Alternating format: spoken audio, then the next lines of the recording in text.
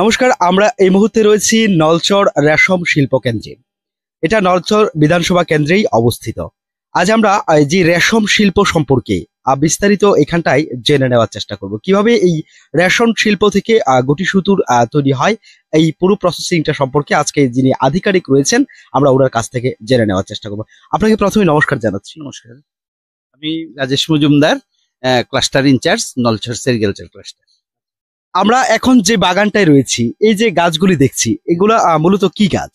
এগুলি হচ্ছে mulberry plant. এগুলি রেশম আমাদের ভারতবর্ষে, সারা পৃথিবীতেই 4 ধরনের রেশম, তুঁত, এরি, মুগা, তসর, প্রত্যেকটাই সিল্ক। এর মধ্যে আমরা শুধু তুঁত রেশম চাষ করে থাকি। তুঁত পোকার প্রধান এক নম্বর খাদ্যই হচ্ছে এটা। এছাড়া আর ওর কোনো বিকল্প কোনো খাদ্য নেই। কাজেই আমাদের প্রথম তুঁত চাষ করতে গেলে প্রথমেই আমাদের একটা আদর্শ তুঁত বাগান করতে হয়, যাতে ওই পলুটার পরিমিত খাদ্য আমরা যোগান দিতে পারি। সেই অনুসারে আমরা এই প্ল্যান্টেশনটা, এটা আমাদের অফিসের মধ্যে আছে। কারণ আমরা রেশম পলু পালতে গেলে, যারা রেশম পলু চাষ করে, রেশম পলুর 5টা stage: first stage, second stage, third stage, fourth stage, fifth stage. First stage এবং সেকেন্ড স্টেজ এটারে আমরা চাকি পলু রেয়ারিং বলি। মানে একদম গুড়া পলু, যেটা ডিম থেকে সদ্য ফোটা।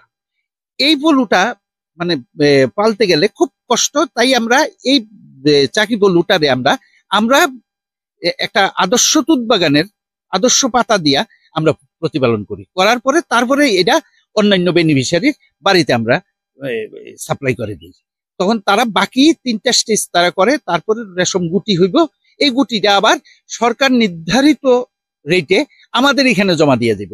এতে তাদের কোনো দর বেশি যদি প্রোডাকশন হয়, অনেক সময় আমরা দেখি বিভিন্ন বাজারে যদি বেশি প্রোডাকশন হয় তখন কৃষক মাইর খায়, তার রেটটা কমে যায়। কিন্তু আমাদের এখানে ত্রিপুরা সরকারের নির্ধারিত রেট, এই রেটে গুটিটা জমা দিয়ে যাবে।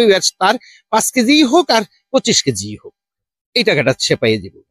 আর এখানে এই প্ল্যান্টগুলিতে কয়েকটা জাত আছে। যেমন আমরা এটা লোকাল ভ্যারাইটি, এই জাতটা লোকাল ভ্যারাইটি। এটার মর্টালিটি পার্সেন্টটা খুব কম চারা করলে, কিন্তু তার পাতার গুণমান অনেকটাই কম, পাতাটা হইব ছোট।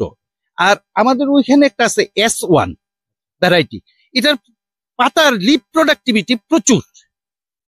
যত বেশি লিপ প্রোডাক্টিভিটি হয়, আমরা তত বেশি পলু প্রতিপালন করতে পারি। এই পাতাটা কি ডাইরেক্টলি দেওয়া হয় পোকাকে, নাকি কোনো প্রসেসিং? না, ডাইরেক্ট দেওয়া হয়।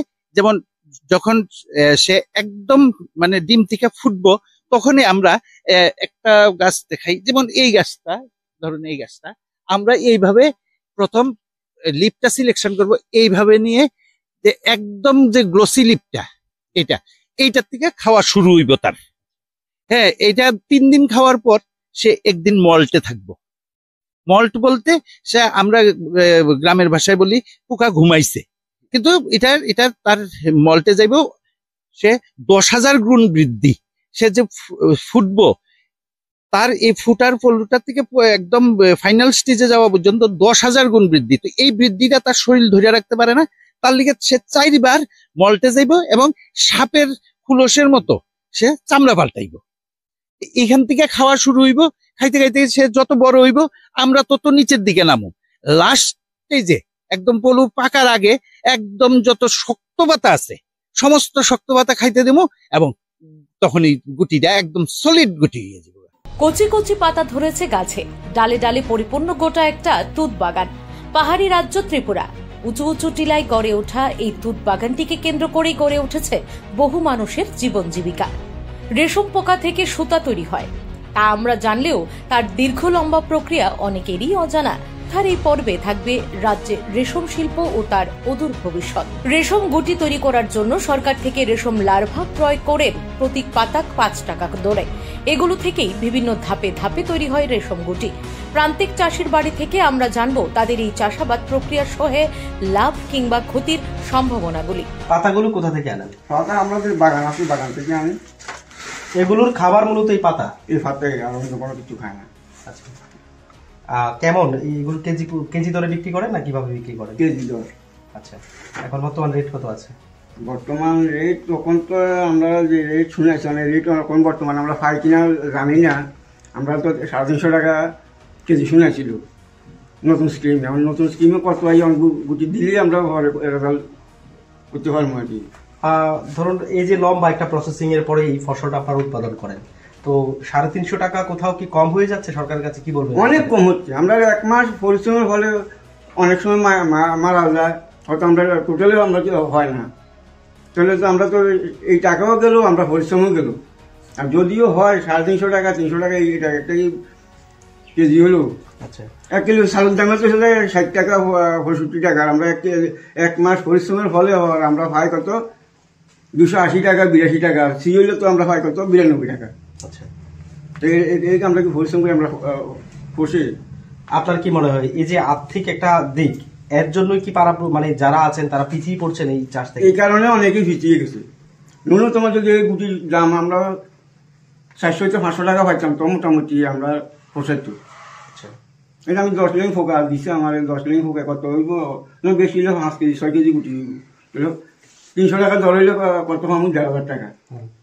1,500 টাকা আমি 1 মাসে পরিশ্রম করি, আমি কি লাভ হইল? আমরা পেয়ে গেছি আরো একজন বেনিফিশিয়ারিকে, যিনিও চাষ করছেন এই রেশম পোকা। নমস্কার, আপনার নাম? সুব্রত মজুমদার। আপনি কত বছর নাগাদ এই চাষটা করছেন? 14 বছর। 14 বছর। কি মনে হয় আপনারা কেমন মূল্য পাচ্ছেন বা এই চাষাবাদে? মূল্যের যদি কথা বলি তাহলে তো মূল্য তো আমরা এই পোকা ফেলে মানে গুটি যে দাম পাওয়া যায় এই দামে আসলে পোষায় না।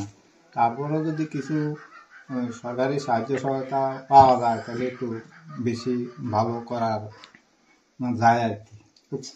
পরিশ্রম যে গুটির দাম পাওয়া যায়। আর কয় মাস লাগে যে গুটি থেকে একদম? গুটিটা যদি ভালোভাবে পালন করা যায় তাহলে 22 থেকে 24 দিন লাগে। আর এগুলি পালার ক্ষেত্রে আপনার মনে করেন যে পোকাগুলো ফুটলো তাহলে যদি আমি দিনে 24 ঘন্টা যদি 4 বার খাবার দিলে তা 22 থেকে 24 দিন লাগবে।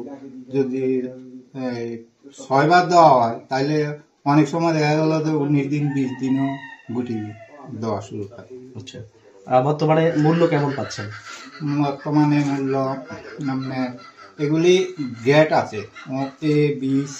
আচ্ছা, তো এ গ্রেডটা যদি হয় তাহলে 320 টাকা পাওয়া যায়, আর বি 280 টাকা, আর সি 90 টাকা 100 টাকা 80 টাকা 90 টাকা পাওয়া যায়।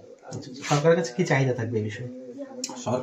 সরকারের কাছে চাহিদা যে আমরা যে বেনিফিশিয়ারি যে রেশম গুটি চাষতে আমাদের মানে পারিশ্রমিক আন্দাজ মানে বিবেচনা করে আর একটু সাহায্য সহযোগিতা করলে আমরা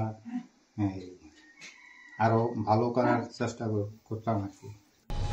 কৃষকরা জানান একটা সময়ে প্রচুর মানুষ এই চাষাবাদে আগ্রহী থাকলেও কালের বিবর্তনে নবপ্রজন্মের ছেলেপুলের আসতে চায় না। দীর্ঘ সময় ব্যয়ে কম লাভের জন্যই পিছিয়ে পড়ার মূল কারণ বলেও জানান তারা। একজন আধিকারিককে পেয়েছি যিনি দেখভাল করছেন গোটা বিষয়টা। আমরা স্যার চাষি যারা রয়েছেন তাদের কাছ থেকে জানতে পেরেছি যে দামের যে বিষয়টা, সেই বিষয়টা নিয়ে একটা অভিযোগ বরাবর রয়েছে, তো সেই বিষয়টা আপনারা কিভাবে দেখছেন? সেই বিষয়টা আমরা আমাদের ঊর্ধ্বতন কর্মকর্তার কাছে আমরা এই বিষয়টা নিয়ে অনেক আলোচনা করছি। তারাও একটা আশ্বাস দিছে যে দামটা তারা বাড়াবে। হ্যাঁ, গুটির দাম বাড়াবে এবং অন্য সাহায্য যেরকম আমরা রেশম পোকা প্রতিপালনের জন্য ঘর দেওয়া হয়, এরপরে যত সব ইকুইপমেন্টস আছে, ডালা, চন্দ্রকি, এরপর আপনার র্যাক, এগুলো আমরা কিন্তু তাদেরকে বিনা পয়সায় দেওয়া হয়। হ্যাঁ, প্রোভাইড করি যে বিনা পয়সায় সব কিছু পায়। আর যেমন লেংসটার কথা যে বলেছে যারা 5 টাকা, এটা গভর্নমেন্ট ভর্তুকি দিয়ে তাদেরকে দেয়। হ্যাঁ, আমরা এভাবে নেই যারা মনে করেন গুটি উৎপাদন করার পরে বিক্রি করে যে রেট আসে ওই রেট থেকেই আমরা দামটা কেটে নিই।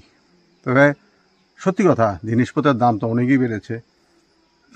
এর সঙ্গে আমাদের ডিপার্টমেন্টও চিন্তা করছে। আমাদের ডাইরেক্টরের সাথে আগামীকালে মিটিং আছে, আমরা এসব নিয়ে অনেক আলোচনা করেছি। ডাইরেক্টরও আমাদেরকে আশ্বাস দিয়েছে এবং আমাদের ডিপার্টমেন্টের মন্ত্রী মহোদয়ও আশ্বাস দিয়েছেন যে গুটির দাম বাড়াবেন। মানে দিন দিন কি এই চাষি বাড়ছে নাকি সংখ্যাটা কমছে? সংখ্যা বাড়ছে, সংখ্যা বাড়ছে বলতে সংখ্যা এত লাভ যদি মনে করেন এই এলাকাতে, সত্য কথা কি, এই এলাকাতে যেমন রাবার চাষ আছে, রাবার চাষ এখানে মুখ্য, ওইটার সাথে আমাদের রেশম চাষটা একটু টাক্কা দিতে গিয়ে একটু অসুবিধা হচ্ছে। হ্যাঁ, তবে এখন যে আমরা নতুন নতুন বেনিফিশিয়ারি দেখেছি, তারা উৎসাহ প্রকাশ করছে। যেমন এবার আর আমাদের নতুন নতুন ভিলেজ, আমরা নলছড় ব্লকে নতুন ভিলেজ আসবে, আরও 5-7টা ভিলেজের থেকে আমাদের এখানে নাম এসেছে। আমরা সার্ভে করব, সার্ভে করে আমরা ওই নামগুলিকে অন্তর্ভুক্ত করব। চাষিদের প্রতি কি বার্তা থাকবে এই চাষাবাদের জন্য? চাষাবাদ দেখুন, একটা জিনিস চিন্তা করলে যে রেশম চাষটা কিন্তু প্রকৃতির উপকৃত একটা জিনিস। হ্যাঁ, যেমন আমাদের এই তুঁত গাছের যে আবহাওয়া প্রচণ্ড পরিমাণে অক্সিজেন দান করে। হ্যাঁ, বাড়ির আশেপাশে তুঁত বাগান যদি তুঁত গাছ থাকে স্বাস্থ্যের পক্ষে খুবই ভালো। হ্যাঁ, এটা প্রকৃতির দিক দিয়ে এটা। আর এটা এমন একটা জিনিস, বাড়ির যে কোনো মানুষ, বৃদ্ধ থেকে ছোট বাচ্চা, সবাই এই চাষে হাত বাটাতে পারে, বাইরে কোনো হানো যেতে হয় না। বাগানটা করলে নিজের ঘরেই চাষ হয়। হ্যাঁ, বিশেষ করে মহিলারা খুবই উপকৃত হচ্ছেন। মহিলারা তো বাইরে যেয়ে কাজ করতে পারে না। আমাদের এই প্রকল্পে মহিলাই বেশি। আমরা একটা প্রকল্প ছিল মহিলা রেশম শিল্প চাষ, এটাই আমরা মহিলাদেরকে উন্নত করার চেষ্টা করছি। ঠিক আছে স্যার, আপনার নামটা? আমার নাম দেবাশিস দেবনাথ। এ বিষয়ে দপ্তরের এক আধিকারিককে প্রশ্ন করা হলে তিনি জানান, তুলনামূলক অন্যান্য ব্যবসার তুলনায় কম লাভ হলেও সরকার যথেষ্ট চেষ্টা করেছেন এই চাষটাকে বাঁচিয়ে রাখার জন্য। সরকার থেকে বিভিন্ন প্রকার সাহায্যও করা হচ্ছে চাষিদের। Bureau report, Tripura TV.